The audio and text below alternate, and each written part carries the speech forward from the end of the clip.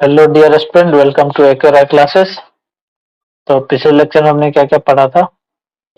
तो हमने यहाँ तक पढ़ लिया था advantage of sowing with a seed drill. ठीक, तो यहाँ तक हमने पढ़ लिया था। यहाँ तक कोई दिक्कत नहीं होगा आपको। ठीक है, तो आज जो हम पढ़ेंगे, क्या पढ़ेंगे? आज हम ये पढ़ेंगे ट्रांसप्लांटिंग और ट्रांसप्लांटेशन। देखिए, तो ऐसे ये जो वर्ड्स आया है, ये जो ट्रांस, आप जानते ही होंगे ट्रांस क्या है। ट्रांसफर से आया, जो ट्रांसफर होता है ना, तो ट्रांसफर ट्रांसफर से ही आप ले सकते हैं ये ट्रांस आधा को। ठीक है, तो इसका क्या मतलब है कि change in place. Change in place बना, ट्रांसफर का मतलब क्या? Change in place. ठीक है, और ये देखिए, इतना दूर जो है प्लांटेशन, इसका क्या मतलब हो गई है? प्लांटिंग। प्लांटिंग बोल सकते हैं। ठीक है, या फिर ये भी बोल सकते हैं sowing of plant, sowing of plants, ये बोल सकते हैं। ठीक, तो इसका क्या मतलब हो गया कि हम क्या करते हैं इस प्रोसेस में, एक प्लांट को हम क्या करते हैं, एक जगह पे उसका बीज जो रहता है उसको हम बोते हैं। ठीक है, तो इसमें क्या होता है कि इसमें प्लांट थोड़ा सा बढ़ता है, थोड़ा सा ग्रो होता है, मतलब पूरा क्रॉप नहीं बनता है, थोड़ा सा ग्रो होता है। फिर जाकर क्या करता है, इसके जो जड़ सहित है, जड़ सहित इसे निकाल लिया जाता है जमीन से। फिर जाके इसको ट्रांसफर किया जाता है किस पे, जो फील्ड रहता है हमारा, क्रॉप जहाँ पे हम उगाते हैं, तो वहां पे ट्रांसफर किया जाता है। और फिर जाके ये क्या जाता है, यहाँ पे बोया जाता है इसी प्लांट को। तो इसी प्रोसेस को क्या बोलते हैं, ट्रांसप्लांटिंग या फिर ट्रांसप्लांटेशन।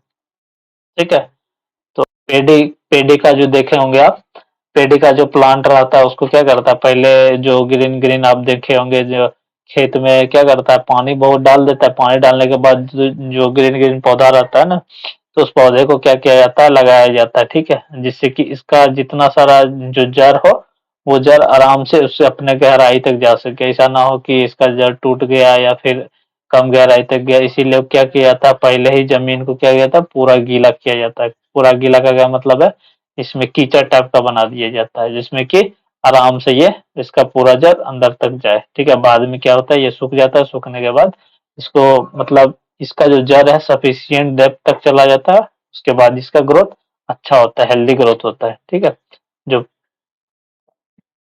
क्रॉप रहता है उसका ग्रोथ कैसा होगा, हेल्दी। ठीक है, तो ट्रांसप्लांटेशन का मीनिंग आपको समझ आ गया होगा। ट्रांसप्लांटेशन का जो मेन मेन पॉइंट है, अभी हम उसके बारे में जानेंगे। ठीक है, तो देखिए पहला पॉइंट क्या है, in the case of crops like paddy. Paddy का क्या मतलब है, राइस। राइस जानते ही होंगे, जिसको क्या बोलते हैं हिंदी में, धान। ठीक है, तो हम यहाँ लिख दे रहे हैं धान, तो धान बोलते हैं। और वेजिटेबल्स लाइक टोमेटोज, आलू, चिलीज, मिर्च, the seeds are first found in small plot of land और nursery and allowed to grow into the tiny crop called seedling. ठीक है, देखिए जो टेनी क्रॉप बनाया जाता है, देखिए इसका क्या मतलब है कि स्मॉल प्लॉट ऑफ लैंड या फिर नर्सरी में जो हम सीड लेते हैं, सीड को क्या करते हैं, इससे ये जो प्लॉट एरिया होगा ना, तो एरिया जो प्लॉट होगा, उस एरिया क्या होगा, बहुत ज्यादा छोटा होगा। उतना ज्यादा नहीं जितना कि क्रॉप के लिए फील्ड रहता है ना, बहुत ज्यादा हो, तो उतना बड़ा फील्ड नहीं होगा। ये क्या होगा, छोटा सा फील्ड होगा। मान लीजिए क्रॉप का इतना इतना पार्ट, ये भी हो सकता है इस फील्ड का इतना पार्ट। ठीक है, या ये भी हो सकता है इतना पार्ट। तो इतने पार्ट में क्या किया जाता है, इसको इसका सीड लगाया जाता है। सीड लगाने के बाद क्या हुआ कि इसमें आ जाता है छोटा छोटा प्लांट। ठीक है, तो जो ये प्लांट आ जाता है, तो इसी प्लांट को क्या किया जाता है, यहाँ से ट्रांसफर करके फील्ड में लाया जाता है। जो ये प्लांट रहता है, तो इसी प्लांट को क्या बोलते हैं, सीडलिंग। ठीक है, तो सीडलिंग को हम ये बोल सकते हैं स्मॉल प्लांट। स्मॉल प्लांट बोल सकते हैं, इस पे कोई दिक्कत नहीं। ठीक है, तो यही स्मॉल प्लांट को क्रॉप के लिए फील्ड में लाया जाता है। जो स्मॉल प्लांट है उसको क्या बोलते हैं, seedling. By providing them with a good dose of nutrients, हम क्या करते हैं, जब इसको सीड यहाँ पे लगाते हैं, सीड लगाने का क्या मतलब है कि सीड को क्या चाहिए, अच्छा खासा न्यूट्रिएंट्स चाहिए, तभी तो ये ग्रोथ होगा। तो ये जो हम सीड लगाते हैं, सीड लगाने के बाद इसको ढेर सारा न्यूट्रिएंट्स प्रोवाइड करते हैं और ये न्यूट्रिएंट्स क्या करता है, इस सीड को अच्छे से एक हेल्दी प्लांट बनने में ज़्यादा हेल्प करता है, ठीक है? ठीक, तो यही जो हेल्दी प्लांट रहता है तब जाके ग्रो उसका जो क्रॉप बनता है वो भी क्या बनता है, हेल्दी बनता है।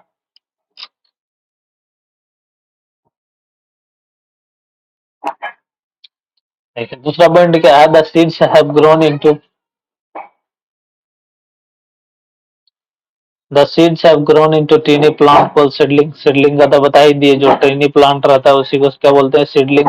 इन द सीड बेड और नर्सरी, नर्सरी और सीड बेड में जो बनाया जाता है ना, सीड बेड का मतलब वो है कि जहाँ पे सीड को लगाया जाता है, नर्सरी वहां पे क्या किया जाता है, healthy and well developed plant को बनाया जाता है। वेल डेवलप्ड सीडलिंग बोले या फिर प्लांट बोले, उसको बनाया जाता है, फिर जो है यही प्लांट को निकाल कर वहां से निकाल कर उसको क्या किया जाता है, ट्रांसफर किया जाता है या ट्रांसप्लांटेड किया जाता है, कहाँ पे, जो रेगुलर फील्ड है, रेगुलर फील्ड का जहाँ पे क्रॉप उगाते हैं, तो वहाँ ट्रांसप्लांट किया जाता है, तब जाकर वहाँ पे हमें क्या मिलता है, क्रॉप मिलता है। क्या, देखिए फिर जाकर ट्रांसप्लांटेशन और ट्रांसप्लांटिंग का definition, the process of transferring. देखिए यहाँ पे क्या है, एक ये प्रोसेस है, प्रोसेस ऑफ ट्रांसफरिंग, लेकिन किसका ट्रांसफरिंग, सीडलिंग का। जो सीडलिंग का क्या मतलब, स्मॉल प्लांट जो बनता है सीड से, स्मॉल प्लांट ना, उसी का ट्रांसफर किया जाता है from nursery to the main field, ठीक है? तो मेन फील्ड में जब ट्रांसफर किया जाता है उसी प्रोसेस को क्या बोलते हैं, ट्रांसप्लांटेशन और ट्रांसप्लांट, ठीक है? अब देखिए अब क्या है एडवांटेज, एडवांटेज किसका है, द ट्रांसप्लांटेशन का एडवांटेज के बारे में हम पढ़ते हैं कि ट्रांसप्लांटेशन का एडवांटेज क्या क्या है, ठीक है? तो देखिए पहला एडवांटेज क्या है, the process of transplant enables us to select only for the better and healthy seedling। जो ट्रांसप्लांटेशन है इसमें हम क्या चूज करते हैं, हेल्दी, हेल्दी सीडलिंग चूज करते हैं, ठीक है? यही हेल्दी सीडलिंग के वजह से हमारा जो क्रॉप होता है वो क्या होता है, हेल्दी होता है, ठीक है? For the cultivation of crops, जो हमारा क्रॉप्स होगा वो हेल्दी होगा तभी तो हम उसको अच्छे से काट सकते हैं, वरना पता चला कि हमारा सीडलिंग ही खराब है, सीडलिंग जब खराब है तो प्लांट क्या होगा, खराब होगा। The bed seedling can be rejected, यहीं से किया जाता है, जो सीडलिंग हमें मिलता है यहीं से किया जाता है कि उस सीडलिंग को रिजेक्ट कर दिया जाता है। जब आप जाइएगा ना खरीदने के लिए नर्सरी में, तो वहां आपको पता लग जाएगा कि कौन सा सीडलिंग अच्छा है और कौन सा खराब है, ठीक है? जो सीडलिंग अच्छा नहीं होगा वो आपको दिख जाएगा खराब टाइप का, ठीक है? ऐसा लगेगा कि वो मतलब उस सीडलिंग का ऑलरेडी डेथ हो चुका है, मुरझाया हुआ रहेगा। तो उस केस में उसे नहीं खरीदना रहता है, चूज करके एक हेल्दी सीडलिंग खरीदना रहता है, ठीक है? The selection is however not possible when the seedling are directly sown in the soil. अगर यही है, ये क्या है, not possible when the seeds are directly sown in the soil. अगर यही रहता है कि अगर सीड को हम क्या करेंगे, डायरेक्टली क्या करेंगे, इसमें लगा दें, ठीक है? क्रॉप जो मेन फील्ड रहता है वहां हम लगा दें, तो इस मेन फील्ड में क्या होगा कि मान लीजिए कि हमने पूरा तो लगा दिया, लेकिन इसमें मान लीजिए कि इतना पार्ट जो है हमारा सीड क्या हो गया, खराब हो गया। इतना पार्ट अगर सीड खराब हो गया तो जो हमारा सीडलिंग होगा या फिर जो हमारा क्रॉप होगा वो क्या होगा, इतना पार्ट का खराब होगा। इतना पार्ट के खराब होने का क्या मतलब है कि हमने जितना प्रॉपर्टी इतना पार्ट पे लगाया है, जितना चीजें इनकम सारा कुछ हम इतने पार्ट पे लगाया, वो हमारा क्या हो गया, वो तो वेस्ट हो गया। उसका कोई फायदा तो हमको मिला नहीं, वेस्ट हो गया। अगर हम यही काम क्या करते हैं कि सीडलिंग से खरीद के ये क्रॉप लगाते हैं इस फील्ड में, ठीक है? मान लीजिए कि सीडलिंग खरीद के लाए हैं तो पूरा हमने लगा दिया, तो सीडलिंग अगर हेल्दी है तो हमने पूरा जो लगा दिया, जितना हम इसमें लगाए हैं सारा का सारा क्रॉप हमारा क्या मिलेगा, एक अच्छा सा हेल्दी क्रॉप मिलेगा ना, हेल्दी क्रॉप मिलेगा हमें। तो इसमें तो ऐसा नहीं है कि ये पार्ट खराब हो जाएगा, ये पार्ट खराब होगा, इसमें से कोई भी पार्ट खराब नहीं होगा, सारा का सारा पार्ट क्या मिलेगा, हेल्दी प्लांट को मतलब मिलेगा।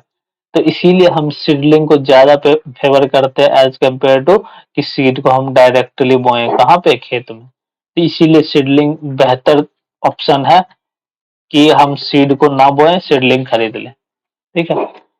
तो एक ये क्या हो गया, पहला एडवांटेज हो गया। आप इस चीज को ध्यान रखिए और क्या करिए, वीडियो को पॉज करके सारा पॉइंट्स को नोट बना कर लिखते जाइए, ये आपके एग्जामिनेशन में बहुत काम आएगा। तो देखिए दूसरा जो है एडवांटेज क्या है, allow better penetration, better penetration और डीपर पेनिट्रेशन। इसका क्या मतलब है कि सीडलिंग के वजह से ठीक है, मान लीजिए सीडलिंग में हमें क्या पता चल जाता है कि इस प्लांट का, मान लीजिए एक प्लांट लीजिए ये, ठीक है, तो इस प्लांट का जो रूट है यहाँ तक है, इतना लंबा है, ये तो हमें पता लग गया। ठीक है, तो अगर इस रूट का हमें पता लग गया कि ये इतना लंबा है, तो हम क्या करेंगे, जब भी हम इस प्लांट को रेगुलर फील्ड में ले जाएंगे, तो हम क्या करेंगे, जो हमारा मेन ग्राउंड है, इस ग्राउंड से इतना, ठीक है, इतना ही लंबाई का, जितना लंबाई ये है, इतना ही लंबाई का हम यहाँ क्या करेंगे, गड्ढा करेंगे। तो गड्ढा करने के बाद इस प्लांट को सीडलिंग को यहाँ डाल देंगे, जिससे कि जड़ आराम से अच्छे से फैल सके। जब ये अच्छे से जड़ फैल जाएगा, तो ऑब्वियसली आपका जो प्लांट होगा उसको सफिशिएंट अमाउंट ऑफ एयर मिल जाएगा। जब सफिशिएंट अमाउंट ऑफ एयर मिल जाएगा, तो इसका क्या मतलब है कि वो प्लांट के पास न्यूट्रिएंट्स का जो भी रिक्वायरमेंट रहेगा, वो सारा का सारा क्या होगा, फुलफिल हो जाएगा। ठीक है, तो इसीलिए जो ट्रांसप्लांटेशन है वो क्या करता है, अलाउ करता है बेटर पेनिट्रेशन। बेटर पेनिट्रेशन का क्या मतलब है कि उसकी जड़ें कितनी नीचे तक जा सकता है। ठीक है, तो ये भी पॉइंट आपको आई होप कि समझ आ गया होगा। नेक्स्ट पॉइंट देखते हैं, नेक्स्ट पॉइंट में क्या है। तो देखिए, the process of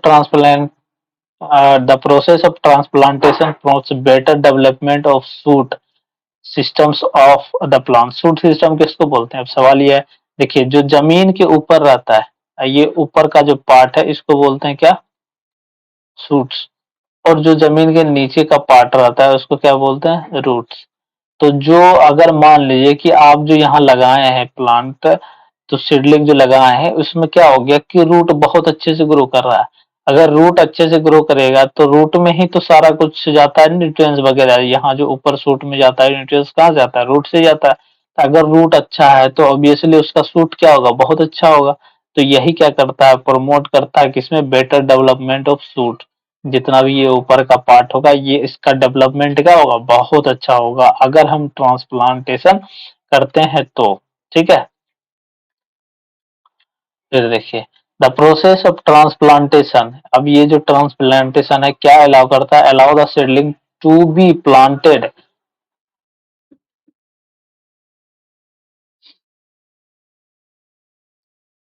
at the right spacing, so that the plant can so that the plant may get uniform dose of sunlight, water and nutrients. देखिए, इससे क्या रहता है कि मान लीजिए आपको क्या मिला, इतना इतना इतना इतना लंबाई का 3 पौधा मिल गया।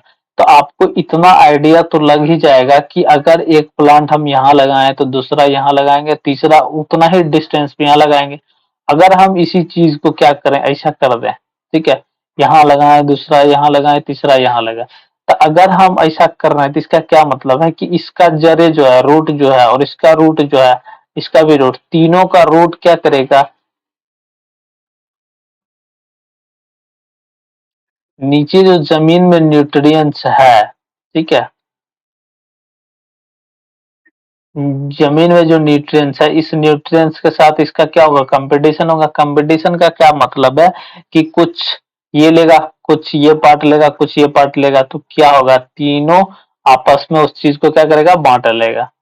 ठीक है, तो इसीलिए क्या जाता है कि इसका स्पेसिंग भी जरूरी है। और दूसरी बात क्या है कि मान लीजिए हमने क्या किया, देखिए, अब हम क्या कर रहे हैं कि इसी चीज को क्या कर रहे थे, एक यहाँ लगा देते, एक यहाँ, और दूसरा क्या करते, यहाँ लगा देते। देखिए, इसके बीच जो ये स्पेस है, ये स्पेस क्या आ रहा है, बहुत ज्यादा हो रहा है। अगर ये स्पेस बहुत ज्यादा हो गया, तो ये जो हमारे बीच जो जमीन बच गया है बीच बीच में, ये क्या हो गया, वेस्ट हो गया। ठीक है, ये वेस्ट हो गया, तो हमारा जमीन क्या होना चाहिए, वेस्ट नहीं होना चाहिए। तो इस चीज के लिए क्या होता है, स्पेसिंग बहुत जरूरी होता है, स्पेसिंग करना। स्पेसिंग क्या होना चाहिए, नॉर्मल होना चाहिए, तभी जाके हमारे लिए, हमारा जो प्लांट होता है उसका हेल्दी ग्रोथ होता है। ठीक है, तो नेक्स्ट पॉइंट देखते हैं। नेक्स्ट पॉइंट में क्या है, एडिंग मैन्यूर्स एंड फर्टिलाइजर। अब देखिए, अब हम क्या कर रहे हैं कि चीजें तो हम सब चीज कर लिए, जहां तक सॉइल भी प्रिपेयर कर लिए, सॉइल किस किस से प्रिपेयर करते थे, वो इंस्ट्रूमेंट भी देख लिए, फिर प्लांटेशन ट्रांसप्लांटेशन भी देख लिए। तो अब जो मेन चीजें हैं, मेन चीज क्या करता है, एडिंग मैन्यूर। मैन्यूर का काम क्या है कि ये न्यूट्रिएंट्स प्रोवाइड करता है। किसको न्यूट्रिएंट्स प्रोवाइड करता है, जो क्रॉप का प्लांट रहता है ना, उसको न्यूट्रिएंट्स प्रोवाइड करता है। इसीलिए ये जो स्टेप है, ठीक है, ये जो स्टेप है, ये क्या है, इम्पोर्टेंट स्टेप है। इम्पोर्टेंट स्टेप है, इसको मतलब अच्छे से देखना आप भी। तो चलिए देखते हैं कि हर एक पॉइंट को देखेंगे हम, इसका कोई कौन-कौन सा पॉइंट है देखिए। The crop plant needs a number of mineral element for their growth. देखिए अगर कोई क्रॉप प्लांट है तो उसको क्या-क्या चाहिए, बहुत टाइप का मिनरल चाहिए। मिनरल का क्या मतलब है कि आप मिनरल को यहाँ समझ सकते हैं न्यूट्रिएंट्स। जैसे कि अगर हम इंसान का बात करें तो इंसान को क्या-क्या चाहिए होता है, कार्बोहाइड्रेट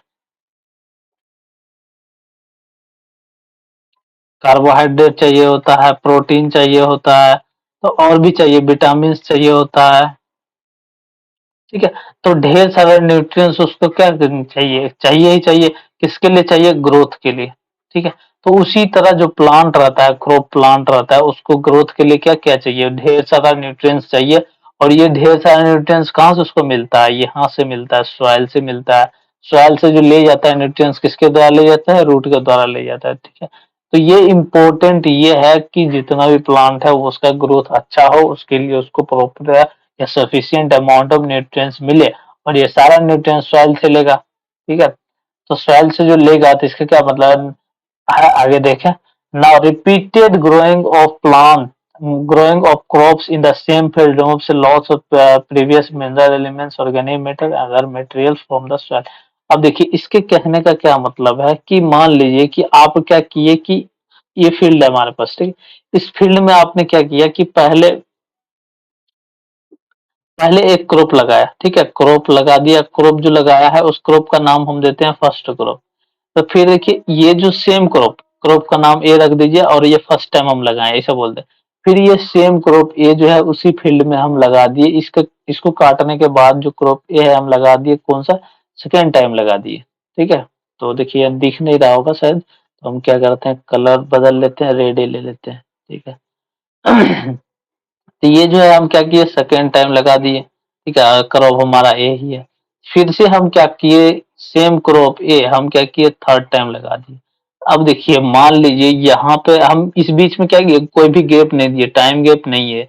तो टाइम गैप नहीं है तो हम ये मान लेते हैं time T is equal to zero, जो हमारा टाइम है कोई भी गैप नहीं। तो यहाँ न्यूट्रिएंट्स जितना था, मान लीजिए कि यहाँ न्यूट्रिएंट्स 100% था, सारा क्रॉप को मिला। फिर जब देखिए ये तो मिल गया, तो अब जमीन के पास उतना सफिशिएंट टाइम नहीं है कि वो और भी न्यूट्रिएंट्स क्या करे, इकट्ठा करे। तो यहाँ पे जो हमें क्या मिलेगा, मान लीजिए 80%, 80% न्यूट्रिएंट्स बचा। फिर यहाँ से 80% घटने के बाद क्या हो सकता है, 60% बचा। तो ये तो एक क्या हम बता रहे हैं, प्रोबेबिलिटी बता रहे हैं। ठीक है? इस चीज को आप ऐसे समझ सकते हैं जैसे कि एक एक इंसान है, ह्यूमन बीइंग है। ठीक है? उसको हम क्या करते हैं, 2 आवर्स काम करवाते हैं, उसके पास कुछ एनर्जी रहता है। ठीक है? उसी को हम क्या करते हैं, 4 आवर्स काम करवाते हैं। 4 आवर्स काम करने के बाद यहाँ जितना एनर्जी होगा यहाँ एनर्जी कम हो जाएगा। फिर उसी को हम क्या करते, 8 आवर्स काम करवाते हैं। तो वही क्या होगा, यहाँ से यहाँ एनर्जी क्या होगा, वेरी लेस हो जाएगा, बहुत ज्यादा लेस। तो उसी तरह सेम यहाँ भी सेम थ्योरी यहाँ भी काम करता है कि न्यूट्रिएंट्स यहाँ जितना था वो कम हो जाएगा यहाँ पे, और फिर उससे कम यहाँ हो जाएगा। तो ये न्यूट्रिएंट्स जो क्या करता है कि जो क्रॉप हम लगाते हैं वो क्रॉप ये सारा न्यूट्रिएंट्स यूज कर लेता है। इसी वजह से न्यूट्रिएंट्स जो है सेम क्रॉप के लिए आगे क्या होगा, इनसफिशिएंट हो जाता है। इसीलिए जब हम सेम क्रॉप लगाएं तो एक आइडिया हमारे पास ये भी है कि हम उसको क्या करें, उस फील्ड को कुछ टाइम के लिए छोड़ दें। जिससे कि क्या होगा कि जो फील्ड है उसको एक टाइम मिल जाएगा, ढेर सारा जो जो न्यूट्रिएंट्स कमी हो गया उसको रीगेन करने के लिए।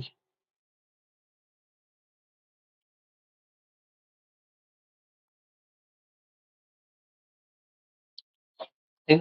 तो ये बहुत ज्यादा इम्पोर्टेंट है कि क्रॉप के बीच क्या होना चाहिए, एक प्रॉपर सफिशिएंट टाइम होना चाहिए, तभी ठीक रहता है। अब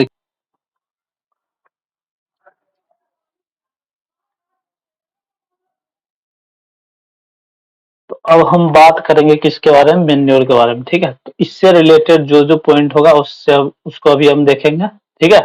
हम क्या करेंगे, डिटेल में हर चीज को देखेंगे। जितना हम पॉइंट आपको बता रहे हैं सारा का सारा पॉइंट डिटेल में है आपके लिए। ठीक है? तो देखिए कह रहा है कि मेन्योर इज नेचुरल फर्टिलाइजर। ये क्या है, नेचुरल फर्टिलाइजर है। ठीक है? ये क्या है, मैन मेड नहीं है। इसको हम ये नहीं बोलेंगे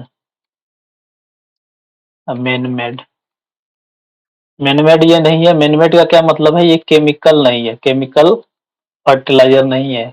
केमिकल फर्टिलाइज़र क्या मतलब है, जो इंडस्ट्री में नहीं बनाया गया, ये नेचर में बनाया गया, ठीक है?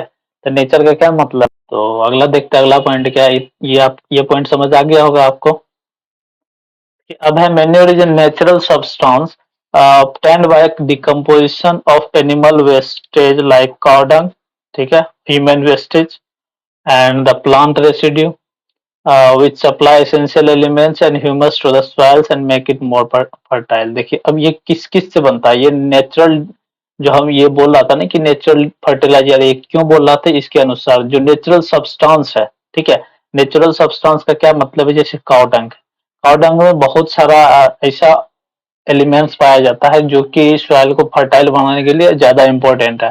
तो वो काउ डंग हो गया।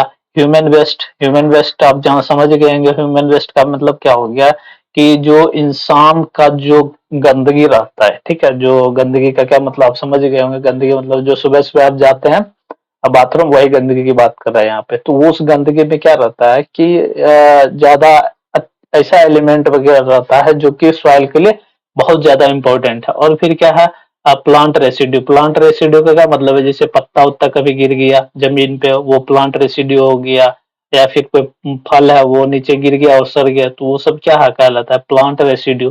तो प्लांट रेसिड्यू जो कुछ टाइम के बाद ये क्या होगा, ये सारा का सारा डिकम्पोज हो जाएगा। डिकम्पोज का क्या मतलब हो रहा है, सड़ जा रहा है, गल जा रहा है, फिर वो क्या बन जा रहा है, मिट्टी बन जा रहा है। तो यही जो मिट्टी बनता है, तो ये जो मिट्टी बनता है, ये मिट्टी क्या रहता है, हाईली फर्टाइल रहता है। इसी मिट्टी को क्या बोलते हैं, हम मेन्योर बोलते हैं। इसी मिट्टी को क्या बोलते हैं, मेन्योर। तो इसीलिए इसको बोलते हैं नेचुरल फर्टिलाइजर। और ये क्या रहता है, उतना हार्मफुल भी नहीं रहता, ये केमिकल का नहीं रहता, इसीलिए ये ज्यादा दिन तक और प्लांट के लिए बहुत अच्छा रहता है, ठीक है। तो जो मेन्योर रहता है वो ज्यादा इम्पोर्टेंट है। फिर देखिए अगला पॉइंट कह रहा है manures are prepared from animal waste. ये देखिए ये जो बनाया जाता है, किससे बनाया जाता है, एनिमल वेस्ट से, ह्यूमन वेस्ट से और प्लांट रेसिड्यू। ये तो हम आपको पहले बता दिए। By the action of micro organism, ये जो बनाया जाता है किसके एक्शन से बनाया जाता है, माइक्रो ऑर्गेनिज्म के। माइक्रो ऑर्गेनिज्म का क्या मतलब हो गया कि जैसे प्लांट के रेसिड्यू की हम बात करें, जैसे फल को गिरा जमीन पे तो क्या होता है, प्लांट कुछ टाइम के बाद सड़ जाता है। सड़ता क्यों है, वो किसी न किसी माइक्रो ऑर्गेनिज्म की वजह से सड़ता है। तब ना आपको बोला जाता है कि सड़ा हुआ फल मत खाओ, बीमार पड़ जाओगे। क्यों बीमार पड़ जाओगे, क्योंकि उसमें जो माइक्रो ऑर्गेनिज्म रहता है वो हमारे बॉडी के लिए हार्मफुल रहता है। इसीलिए वो माइक्रो ऑर्गेनिज्म जमीन के लिए बहुत अच्छा है, जो क्या करता है, फल को सड़ाकर आ, मिट्टी बना देता है। और यही मिट्टी क्या कहलाता है, हाईली फर्टाइल मिट्टी कहलाता है। In order to prepare manure farmers dumps animals waste. देखिए ये जो मैन्योर बनाने के लिए क्या करता है फार्मर, जितना भी ये सारा चीजें हो गया, ठीक है, एनिमल वेस्ट हो गया है, प्लांट वेस्ट हो गया, इस सब वो क्या करता है, ले जाकर खेत में डाल देता है, ठीक है। जो फील्ड है उस फील्ड में डाल दिया, जैसे फसल कटा, फसल कटने के बाद क्या करता है, इस सारे चीज को फील्ड में डाल देता है। कुछ टाइम के बाद क्या होता है, contain a mixture of various nutrients element and a lot of organic matter। जो ऑर्गेनिक मैटर वगैरह रहता है उसी को क्या बोलते हैं, ह्यूमस, ठीक है, जो recycle from biomass wastage animal and plant. तो इसी सब से क्या करता है, उसको ढेर सारा न्यूट्रिएंट्स प्रोवाइड हो जाता है उस मिट्टी को, ठीक है। तो यही मिट्टी कहलाता है क्या, मेन्योर। यहाँ तक आपको समझने में कोई दिक्कत नहीं होगा, ठीक है, आई होप कि।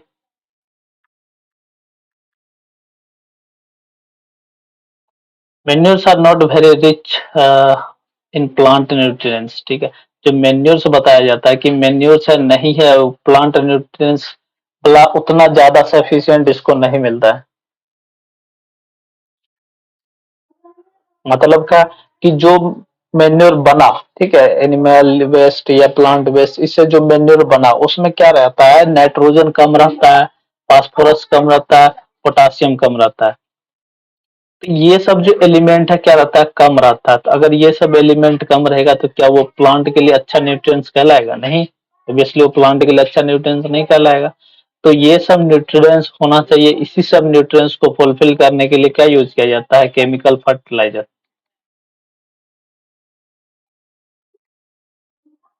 केमिक केमिकल फर्टिलाइजर्स यूज किया जाता है, rich of organic chemical like humus. जो ऑर्गेनिक केमिकल न्यूट्रिएंट्स यूज किया जाता है प्लांट के लिए जो ये सब प्रोवाइड करता है नाइट्रोजन फास्फोरस पोटासियम, तो उस चीज को क्या बोलते हैं, ह्यूमस बोलते हैं। ठीक है, तो ये ह्यूमस कहाँ से आता है, आप हमेशा समझिए ह्यूमस आता है ऑर्गेनिक केमिकल न्यूट्रिएंट्स से आता है। ठीक है।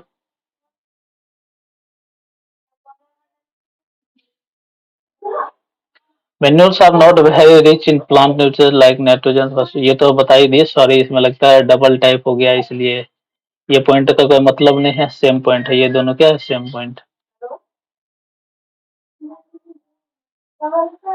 नहीं। उसके बाद क्या है, manures improve the soil texture. Soil texture का क्या मतलब हो गया कि सॉइल में कौन कौन सा कंपोनेंट, कौन कौन सा एलिमेंट वगैरह मिला होता है, उसी चीज को हम क्या बोलते हैं, सॉइल टेक्सचर, मतलब सॉइल किस किस एलिमेंट से बना रहता है। तो ये मतलब मेन्यूर जो हम ऐड करेंगे उसी मेन्यूर का बात यहाँ पे किया जा रहा है। ठीक है। For better retention of water and aeration. ठीक है। ये जो मेन्यूर क्या करता है, सॉइल में वाटर रिटेंशन का पावर बढ़ा देता है, इंक्रीज कर देता है। ठीक है, तो वाटर रिटेंशन का क्या मतलब हो गया, ability to keep the water. यहाँ हम लिख देते हैं, ability to keep the water. ठीक है, तो इसका क्या मतलब हो गया कि उस सॉइल में ना पानी रह सकता है, मतलब जमा रह सकता है कुछ टाइम के लिए, ऐसा नहीं है कि इसमें गया पूरा अंदर तक चला गया। जैसे कि अगर हम बात करें सैंड का, सैंड में क्या रहता है, वाटर होल्डिंग कैपेसिटी नहीं रहता है, इसमें पानी डालिए सीधा बाहर निकल जाएगा, ये बीच में नहीं रुकेगा। लेकिन वही हम सॉइल का बात करें तो सॉइल में क्या रहता है कि पानी डाले तो धीरे धीरे सब जगह ये फैलता जाएगा, फैलने के बाद बहुत टाइम बाद यहाँ से निकलेगा। इसका क्या मतलब है कि इसका होल्डिंग एबिलिटी क्या है, ज्यादा है। होल्डिंग एबिलिटी क्या है, ज्यादा है। इसीलिए बोला जाता है रिटेंशन ऑफ वाटर जो है सॉइल का इंक्रीज कर देता है। और दूसरा बात क्या है, एरेशन। एरेशन का क्या मतलब है, जो सॉइल में फ्लो ऑफ एयर हो जाए। ठीक है, हम ऐसा बोल सकते हैं फ्लो ऑफ एयर हो जाए, या फिर ऐसा बोल सकते हैं presence of air, presence of air, ऐसा। ठीक है, तो एयरेशन का क्या मतलब हो गया कि जो जो भी एयर रहेगा, ठीक है, बाहर ग्राउंड के बाहर, तो वो सारा एयर आसानी से उस सॉइल के अंदर जा सके। ठीक है, तो ये काम करता है, मेन्योर का काम है, जो सॉइल का एरेशन पावर भी बढ़ा देता है, जिससे कि जो रूट है जमीन के अंदर उसका क्या रहेगा, वो अच्छा से ढेर सारा जो गैसेज है, जो जो गैस एयर में है, वो सब अगर जरूरी है उसको तो क्या करे, उसको ऑब्जर्व कर ले। ठीक है, तो इसीलिए एरेशन का पावर भी इंक्रीज करना जरूरी है और रिटेंशन ऑफ वाटर भी इंक्रीज करना जरूरी है। ठीक है।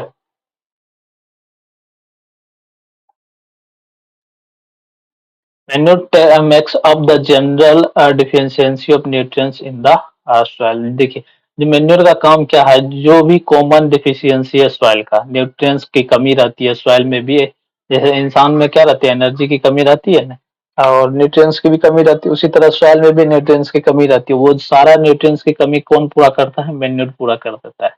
ठीक है, तो इससे क्या रहता है कि जो सॉइल है हमेशा फर्टाइल रहता है, टाइम टाइम के बाद हम मैन्योर ऐड करते जाते हैं तो सॉइल फर्टाइल हमेशा बना रहता है।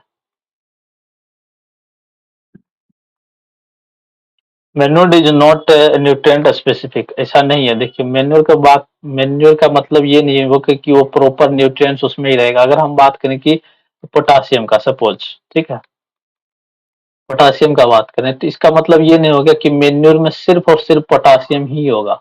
ठीक है, तो मैन्योर का मतलब है इसमें हर चीज होगा, जितना भी एलिमेंट जरूरी है सॉइल के लिए। ठीक है, तो वो सारा का सारा एलिमेंट न्यूट्रिएंट्स इसमें प्रेजेंट रहेगा। इसीलिए इसको ये नहीं बोलते हैं कि वो क्या है, स्पेसिफिक है, न्यूट्रिएंट्स स्पेसिफिक हम मैन्योर को नहीं बोलते। ठीक है, hence it is not much helpful when the particular nutrients are required in the soil for the particular crop। जैसे कि अगर हम बात करें एग्जाम्पल में, ठीक है, एग्जाम्पल में हम बात करें, अगर पेडी सॉइल, पेडी क्रॉप है, ठीक है, पेडी क्रॉप को क्या चाहिए, नाइट्रोजन चाहिए सपोज, नाइट्रोजन चाहिए। और हम ये बोल रहे हैं कि मेन्योर के पास क्या है, मेन्योर के पास नाइट्रोजन नहीं है, तो मेन्योर के पास हम क्या बोल रहे हैं कि मेन्योर के पास नाइट्रोजन है।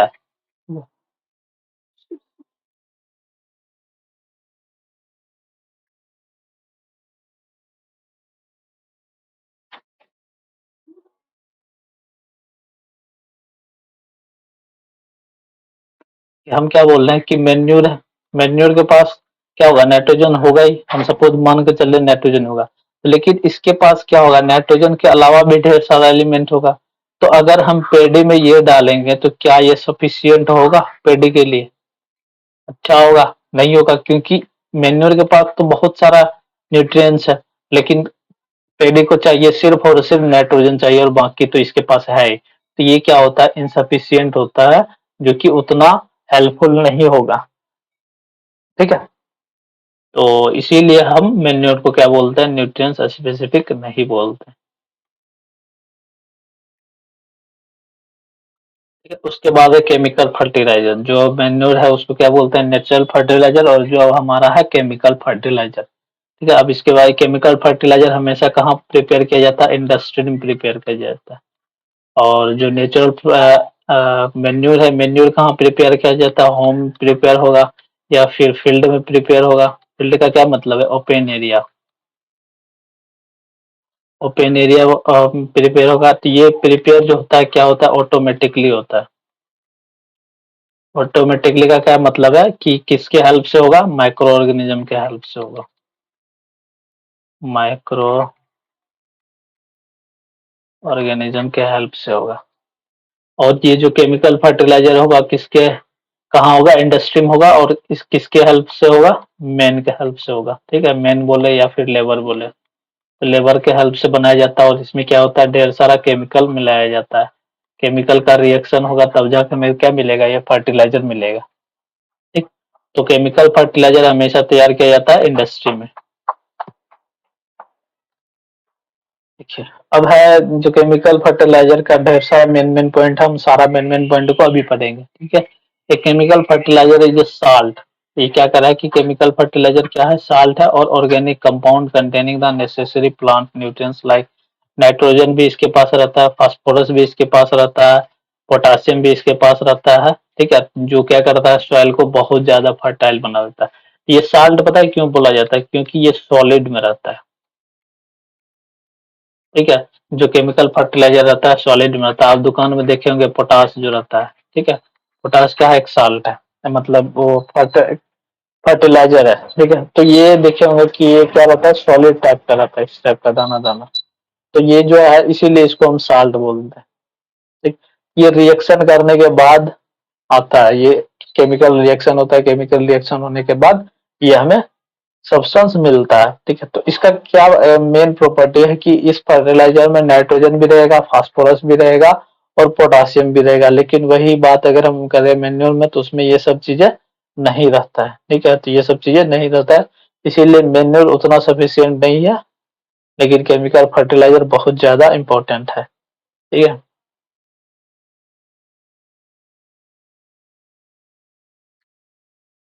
अब देखिए कह रहा है chemical fertilizer rich in a particular plant nutrients such as nitrogen, phosphorus और पोटासियम। ये जो केमिकल फर्टिलाइजर है वो क्या रहता है, पार्टिकुलर प्लांट न्यूट्रिएंट्स कहलाता है। क्यों कहलाता है कि देखिए किसी प्लांट को अगर नाइट्रोजन चाहिए, तो वो क्या करेगा कि उसको हम एक ऐसा केमिकल फर्टिलाइजर मिलाएंगे जिसमें सबसे ज्यादा क्या रहता है, नाइट्रोजन रहता है, उसके अलावा और दूसरा नहीं होगा उसमें।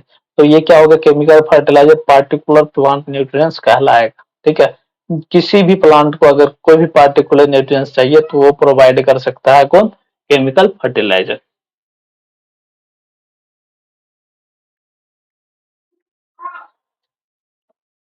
फिर कह रहा है examples of chemical fertilizer. Chemical fertilizer का कुछ एग्जांपल है।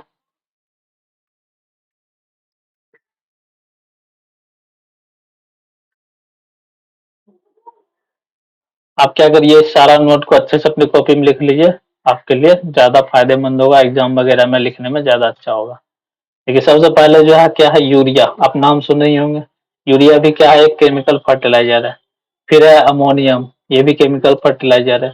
उसके बाद है सल्फेट, ये भी है केमिकल फर्टिलाइजर। उसके बाद है super phosphate, chemical fertilizer. And potash, अभी हम बताए थे पोटास है। ठीक है, और उसके बाद क्या है, NiPK। तो एन मतलब नाइट्रोजन, पी मतलब फास्फोरस, और के मतलब पोटासियम। ठीक है, तो ये जो एन आई का मतलब हो गया नाइट्रोजन। ठीक है, एन आई। ठीक, तो आई होप कि यहाँ तक आपको कोई दिक्कत नहीं होगा केमिकल फर्टिलाइजर और नेचुरल फर्टिलाइजर दोनों में। आपको दोनों चीजें आपको अच्छे से समझ आ गया होगा, ठीक है।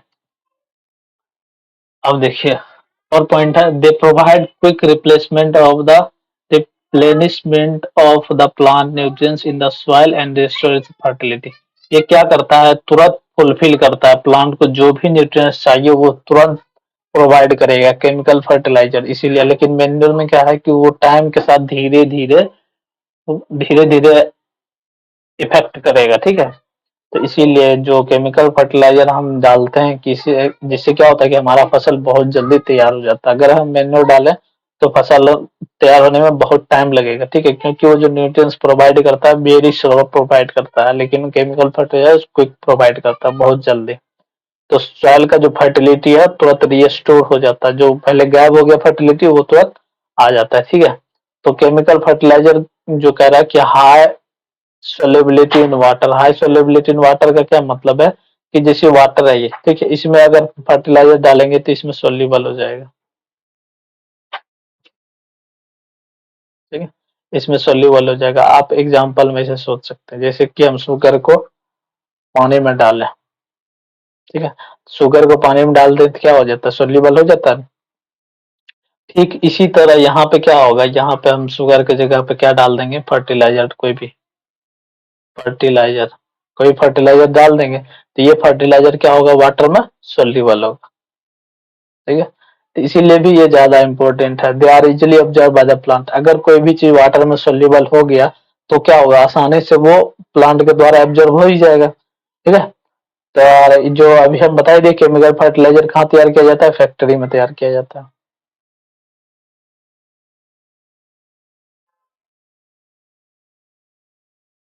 केमिकल फर्टिलाइजर कहाँ तैयार किया जाता है, फैक्ट्री बोलिए या फिर इंडस्ट्री बोलिए।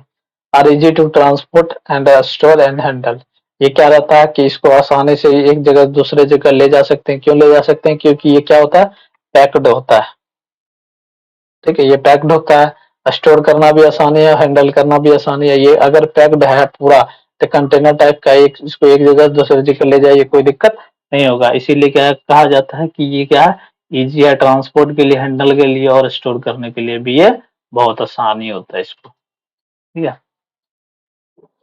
ये क्या कहा जाता है, केमिकल फर्टिलाइजर को हम कोई भी बीज बोने से पहले भी डाल सकते हैं, जब हम इरिगेशन करते हैं, ठीक है। इरिगेशन का क्या मतलब है, सिंचाई करना, तो उस टाइम भी हम डाल सकते हैं। या कभी कभी क्या होता है कि हम क्रॉप लगा दिए, बीज बो दिए, ठीक है, उसके बाद भी हम डालते हैं, तो ये पॉसिबल है। तो हमेशा केमिकल फर्टिलाइजर कोई बीज बोने से पहले डाला जाएगा या फिर इरिगेशन के टाइम डाला जाएगा।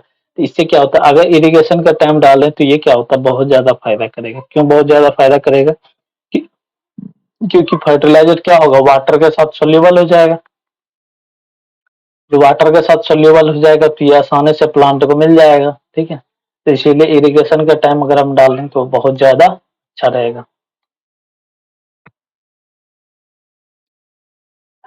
अब देखिए, अब यहाँ पे कह रहा है excessive use of fertilizer is harmful due to the following reason. अब कह रहा है कि जो एक्सेस हम यूज कर रहे हैं, ठीक है, एक्सेस यूज करने का क्या मतलब है, फर्टिलाइजर क्या है, केमिकल है। फर्टिलाइजर तो केमिकल ही है ना। अगर हम इसको एक्सेस यूज में कर दे तो ये प्लांट का क्या करेगा, प्लांट को जला देगा, ठीक है, प्लांट को बर्न भी कर जाएगा। तो ये क्या होगा, प्लांट के लिए बहुत ज्यादा हार्मफुल होगा, ठीक। तो वो हार्मफुल क्यों है उसका रीजन अभी हम पॉइंट वाइज पॉइंट देखते जाएंगे, ठीक है।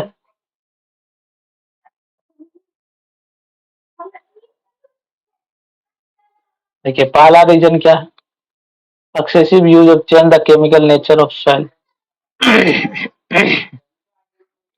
And makes the soil less fertile. जो केमिकल नेचर है सॉइल का वो क्या करेगा, बर्बाद कर देगा उस नेचर को, ठीक है। तो नेचर जब उसका केमिकल नेचर, जब सॉइल का फर्टिलिटी ही बर्बाद हो गया तो क्या रहेगा, सॉइल तो अच्छा से प्लांट को क्रॉप अच्छा से नहीं आएगा, जो भी क्रॉप होगा हमारा वो क्या होगा, खराब हो जाएगा, ठीक है।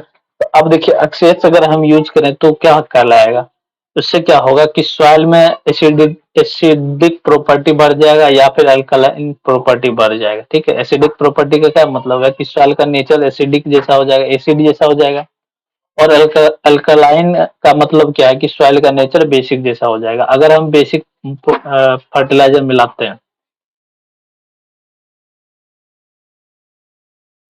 अगर हम इसमें बेसिक फर्टिलाइजर मिलाते हैं तो ये क्या होगा, हमारा सॉइल हो जाएगा बेसिक। अगर हम एसिडिक फर्टिलाइजर मिलाते हैं, ठीक है, तो हमारा सॉइल क्या हो जाएगा, एसिडिक हो जाएगा। तो ये दोनों चीज के लिए क्या है दोनों ये प्लांट के लिए ज्यादा हार्मफुल है, ठीक है। तो इसीलिए हाईली एसिडिक और हाईली बेसिक सॉइल अच्छा नहीं होता है, फर्टिलिटी उसका बहुत ज्यादा खराब होता है, ठीक है। तो इसीलिए एक्सेस समय फर्टिलाइजर नहीं यूज करना होता है, जितना जरूरी है बस उतना ही यूज।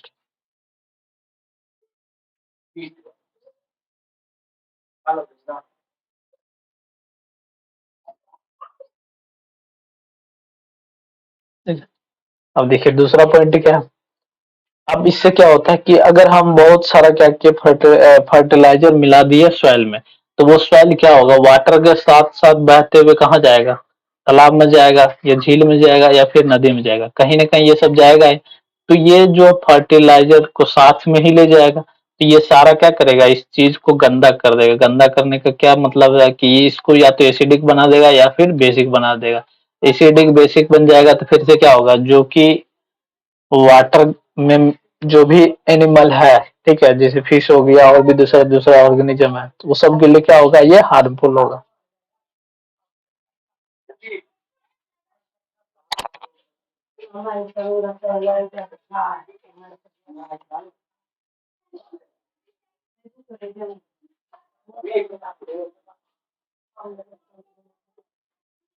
सबके लिए हार्मफुल होगा, ठीक है। तो अगला पॉइंट देखिए।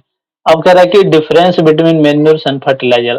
हम ये भी पढ़ लिए हैं और ये भी पढ़ लिए हैं। अब जो हम क्या करेंगे, कुछ कुछ हम पॉइंट्स लिख दिए हैं, उस पॉइंट के अनुसार आप क्या करिए, इस चीज को नोट बना लीजिए। बाकी सारे कुछ हमने इसके बारे में समझा दिया, अब बस हम थोड़ा सा रीड करेंगे कि पहला डिफरेंस क्या है। मैन्योर क्या है, नेचुरल सब्सटेंस है, ये हम बता ही दिए। और ये कहाँ से आता है, डिकम्पोजिशन ऑफ एनिमल वेस्ट से आता है। एनिमल वेस्ट में क्या होता है, काव डंग, ह्यूमन वेस्ट और प्लांट रेसिड्यू से आता है। लेकिन केमिकल फर्टिलाइजर क्या है, एक साल्ट है और एन ऑर्गेनिक कंपाउंड है, ठीक है। ऑर्गेनिक कंपाउंड इसलिए बोला जाता है क्योंकि ऑर्गेनिक रिएक्शन से ये चीजें में मिलती है, ठीक है।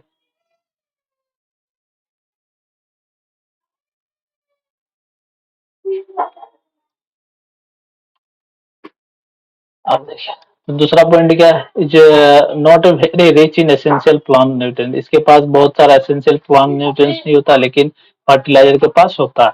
Manure provides lots of organic matter. Manure organic matter भी प्रोवाइड करता है।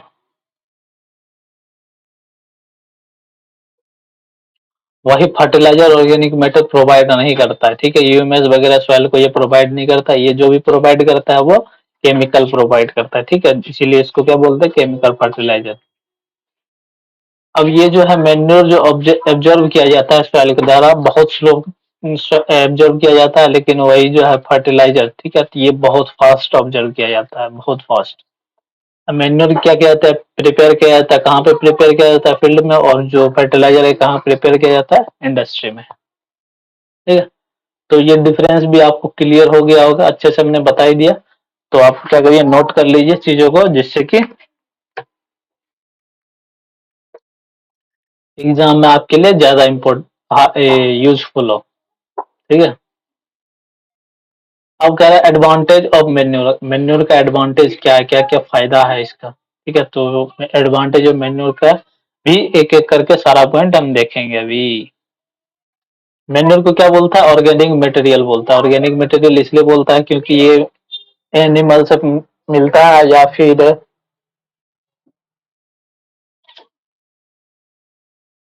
फिर प्लांट रेसिड्यू से मिलता है। ये सारा क्या रहता है, सारा का सारा जो वेस्ट रहता है ये सब भी कार्बन का बना होता है। इसीलिए क्या बोलते हैं इसको, हम ऑर्गेनिक मटेरियल बोलते हैं, ठीक है। Organic manure is considered better than fertilizer because of the following reason. यहाँ बताया ये जा रहा है कि ऑर्गेनिक मैन्योर जो है वो बहुत ज्यादा अच्छा है केमिकल फर्टिलाइजर। क्यों, देखिए इसका एक ही चीज है जो खराब है, वो ये खराब है कि ये स्लो होता है। और दूसरी बात, कुछ कुछ न्यूट्रिएंट्स इसमें नहीं मिलता है। मतलब ऐसा नहीं मिलने का क्या मतलब है, पूरा तरह स्पेसिफिकली नहीं मिलता है। मतलब वो 100% वो न्यूट्रिएंट्स नहीं होगा, सभी उसमें मिला होगा, ठीक है। इसीलिए बस वही एक दो ही कमी है, बाकी बाद ऑर्गेनिक मैन्योर जो है फर्टिलाइजर से बहुत अच्छा होता है, ठीक है। तो उसका रीजन क्या है, देखिए पहला रीजन है जो मैन्योर है वाटर होल्डिंग कैपेसिटी बढ़ा देता है सॉइल का, बता ही दिया हम आपको, ठीक है। और दूसरा क्या है, exchange of gases become easy. देखिए सॉइल को क्या बना देता है, पोरस बना देता है।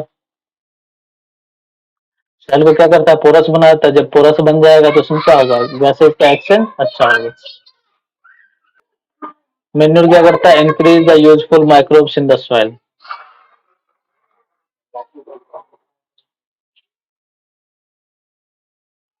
जो भी माइक्रोब्स, माइक्रोब्स का क्या मतलब हो गया, माइक्रो ऑर्गेनिज्म, माइक्रो ऑर्गेनिज्म, ठीक है। तो ये माइक्रो ऑर्गेनिज्म को क्या करता है, इंक्रीज कर देता है, ठीक है। मैन्योर की वजह से इंक्रीज होता है, जो कि क्रॉप वगैरह के लिए क्या रहता है, यूजफुल रहता है। और ये क्या करता है, टेक्सचर ऑफ सॉइल को भी इम्प्रूव कर देता है, ठीक है, ठीक है। अब देखिए अगला जो पॉइंट है,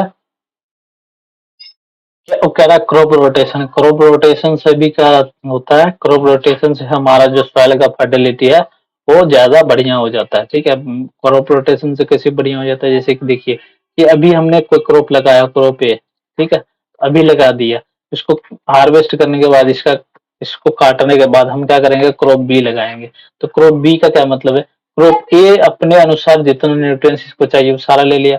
अब जो बच जाएगा मान लीजिए कि वो क्या होगा, शायद वो बी के लिए बहुत अच्छा होगा, या फिर कोई हम लगा देंगे तीसरा, तो ऐसा हम लगाएंगे क्रॉप जो कि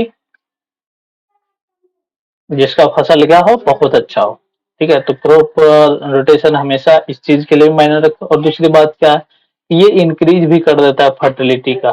फर्टिलिटी की इंक्रीज करने का क्या मतलब है कि हर एक न्यूट्रिएंट्स को क्या मिल जाता है, एक प्रॉपर टाइम मिल जाता है जिसमें वो क्या रहता है, जो खत्म है वो फिर से रिगेन कर लेता है।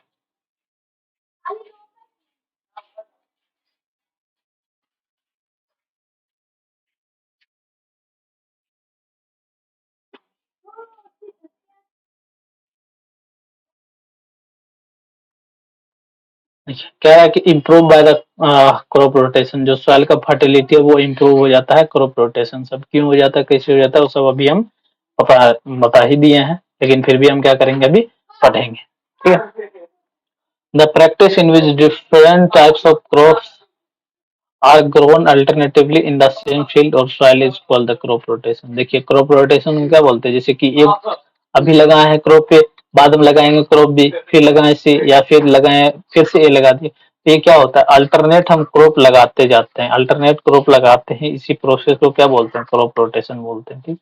अब देखिए कह रहा है कि इसमें क्या है, एक है luminous crops and non luminous crop. इसका क्या मतलब है कि अगर अभी हम लगाए हैं ल्यूमिनस क्रॉप तो बाद में हम क्या लगाएंगे, नॉन ल्यूमिनस क्रॉप लगाएंगे, ठीक।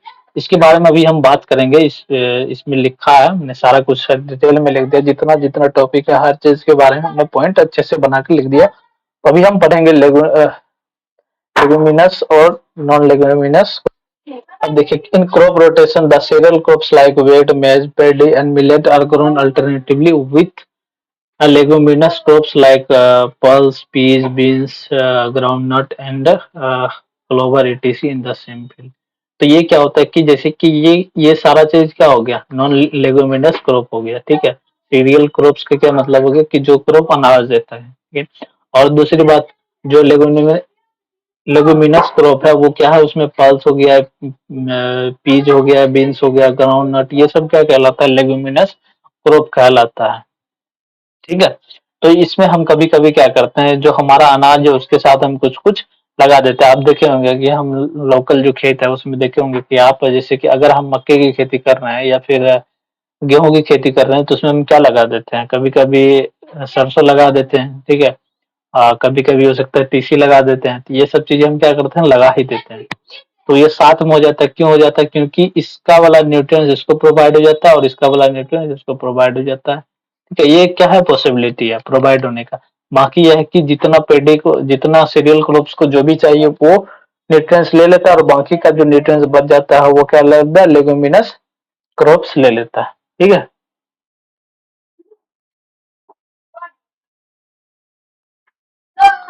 अब जो ये कहलाता है, अब ये बता ही दिए, पल्स, पीस, बीन्स, ग्राउंडनट, ये सब क्या कहलाता है? लेग्यूमिनस क्रॉप्स कहलाता है। और ये जो हो गया सीरियल्स क्रॉप, ये सबको क्या कहलाते हैं? नॉन लेग्यूमिनस क्रॉप्स कहते हैं।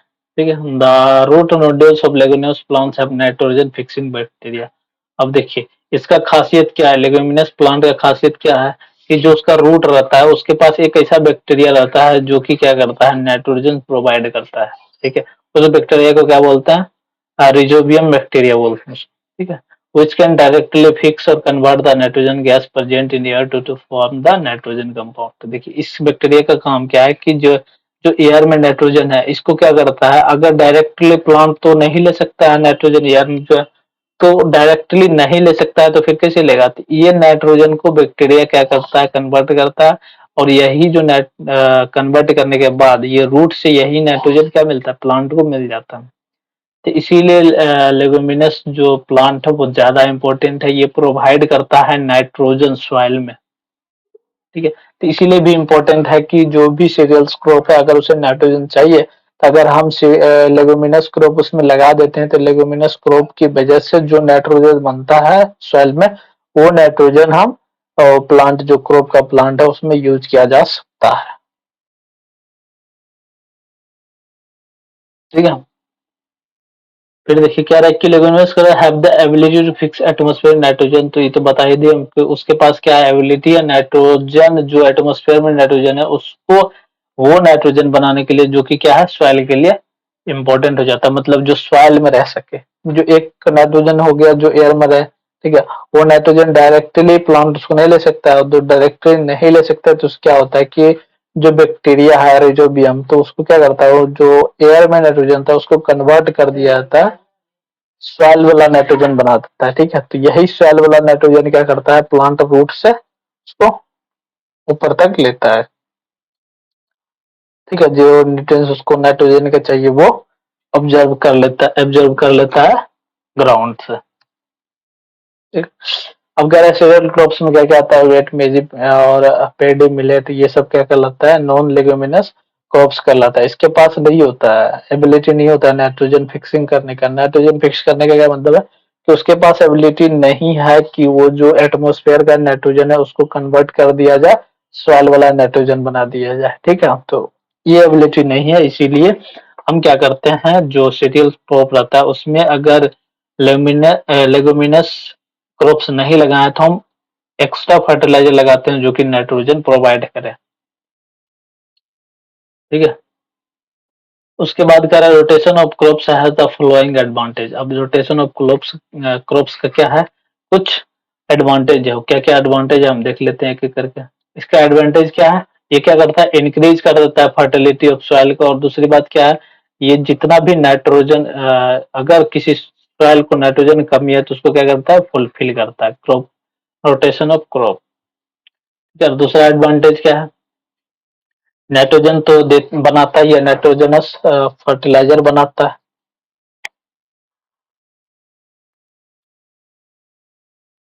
रोटेशन ऑफ क्रॉप से क्या होता है? जो नाइट्रोजनस फर्टिलाइजर है ये भी क्या करता है? बचा लेता है। ठीक है। और दूसरा, leguminous crop grown during the rotation of crop can fix atmospheric nitrogen. देखिए यही होता है क्रॉप रोटेशन में, क्या होता है कि एक बार लेग्यूमिनस डालते हैं, एक बार नॉन लेग्यूमिनस डालते हैं। तो लेग्यूमिनस क्या करता है कि जितना भी अगर नाइट्रोजन की कमी है ग्राउंड में तो उसको क्या करता है? फुलफिल कर देता है। फिर वही नाइट्रोजन यूज किया जाता है किसमें? नॉन लेग्यूमिनस क्रॉप्स में। ठीक है। तो एडवांटेज ऑफ क्रॉप रोटेशन तक आपका खत्म हो गया। ठीक है। अब जो हम अगला पढ़ेंगे इरिगेशन पढ़ेंगे। ठीक है। तो यहाँ तक आई होप कि आपको कोई दिक्कत नहीं होगा। ठीक है। चैनल पर नए हैं तो चैनल को जरूर सब्सक्राइब करिए और लाइक करिए, शेयर भी करिए। और दूसरी बात कि सारा नोट आप बनाते जाइए जो कि इम्पोर्टेंट है आपके लिए। ठीक है। Thank you.